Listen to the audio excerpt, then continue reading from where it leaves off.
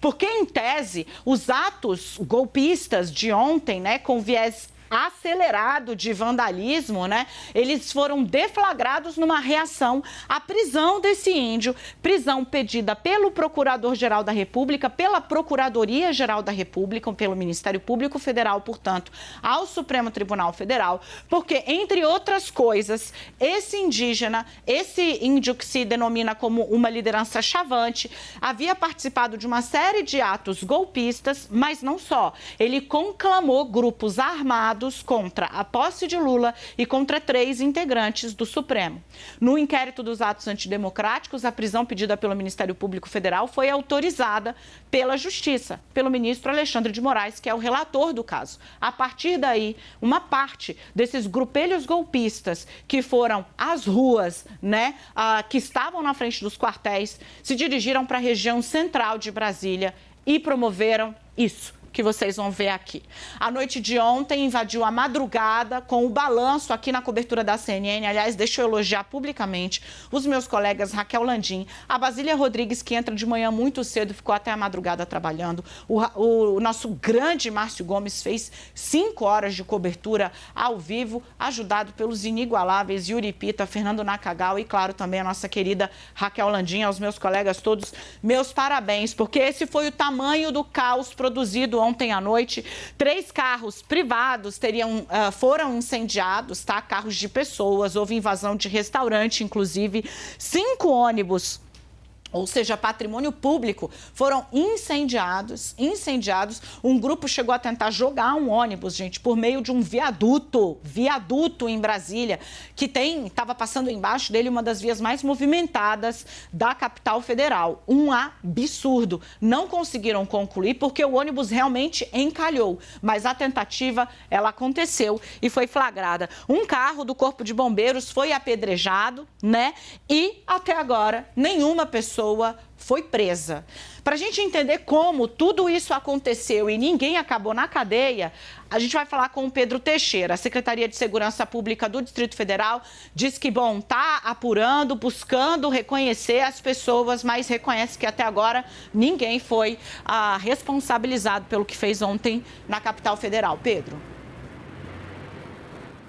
O que parece inacreditável, Dani, mas na justificativa da Secretaria de Segurança Pública aqui do Distrito Federal, eles disseram que o principal objetivo tanto da Polícia Militar do Distrito Federal, como também dos agentes da Polícia Federal que trabalharam ali para conter estes vândalos, era a dispersão destes manifestantes que acabaram neste momento em que deixavam principalmente a região ali da sede da Polícia Federal no centro de Brasília. Eles acabaram protagonizando estas cenas que você estava mostrando. Então tem ônibus queimado, veículo destruído, veículo queimado, restaurante apedrejado, delegacia de polícia, a 5ª DP aqui do Distrito Federal, que fica próximo ali à região da sede da Polícia Federal, também foi apedrejada por estes manifestantes e até agora, segundo a Secretaria de Segurança Pública, ninguém foi preso.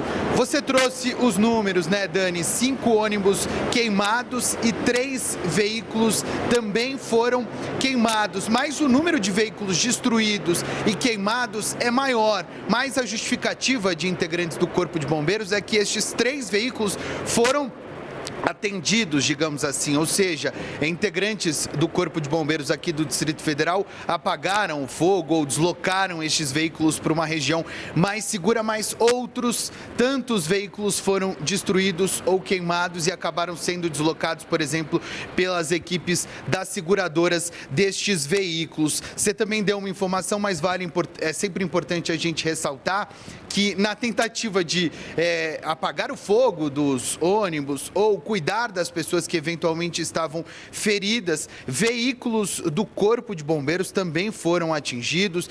Um veículo que é de atendimento das pessoas foi apedrejado, e um outro, que é justamente a viatura de água, que eles chamam, a viatura para conter o incêndio, foi atingida com alguns objetos. Como eu disse, Dani, o principal objetivo era dispersar os manifestantes, e essa é a principal justificativa da Secretaria de Segurança Pública para que ninguém esteja preso até agora por conta destes atos de vandalismo. Deixa eu trazer duas informações que são as mais atualizadas até agora, Dani, com relação ao desdobramento deste caso.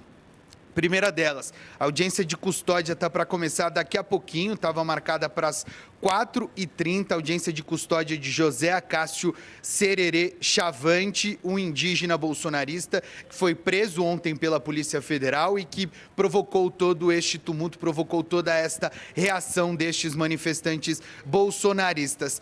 Uma outra questão, e é justamente sobre a segurança aqui do hotel onde o presidente eleito Luiz Inácio Lula da Silva está hospedado. Dani, a gente tem inclusive um mapa que mostra a distância da sede da Polícia Federal, onde tudo começou, aqui para o hotel onde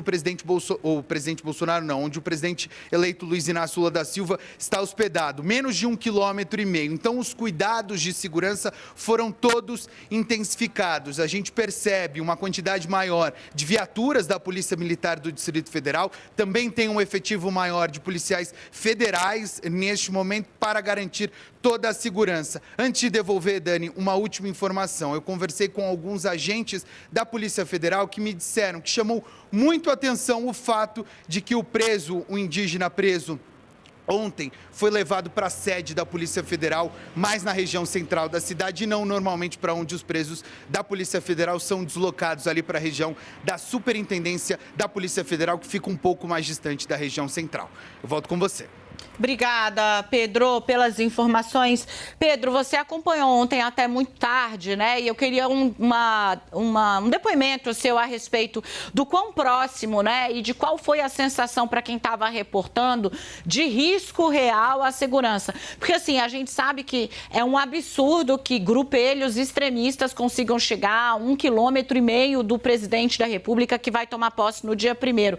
Mas a sensação, na prática, é a de que em nenhum momento a segurança do Lula teve ameaçada. Quão claro isso estava para quem estava envolvido na cobertura, quando fica evidente que sim, seria possível, digamos, contornar o que estava acontecendo sem risco maior a Lula, a Alckmin e a equipe da transição? Deixa eu te fazer um relato, Dani, e aí a gente pode estabelecer uma linha de comparação. Ontem, como o incidente foi ganhando força e vindo em direção aqui à região do hotel onde o presidente eleito Lula está hospedado aqui em Brasília, a Polícia Federal, a Polícia Militar do Distrito Federal fez uma espécie de cordão para garantir que os manifestantes que subiam a esplanada dos ministérios não pudessem se aproximar. Então, de fato, ontem, a garantia de segurança do presidente eleito e também do vice-presidente era maior. O que acontece, Dani? Na semana passada, estes mesmos manifestantes estiveram aqui na porta do hotel onde o presidente Lula está hospedado. E naquele momento não tinha essas grades, por exemplo, não tinha um efetivo maior de seguranças de agentes da Polícia Federal e também de policiais militares. Depois deste incidente em que, de fato, a porta aqui do hotel ficou mais exposta e, se não fossem os agentes que fazem a segurança particular do Lula, a gente poderia ter algum tipo de incidente mais grave. Depois disso, o esquema já vinha sendo intensificado. Hoje a sensação de segurança nessa região é um pouco maior, mas isso já vinha sendo intensificado. E quando o conflito com a PM e com a PF foi se intensificando ontem, os próprios agentes fizeram uma espécie de cordão de isolamento, uma espécie de garantia para que estes manifestantes não se aproximassem do hotel, para que isso ou essa região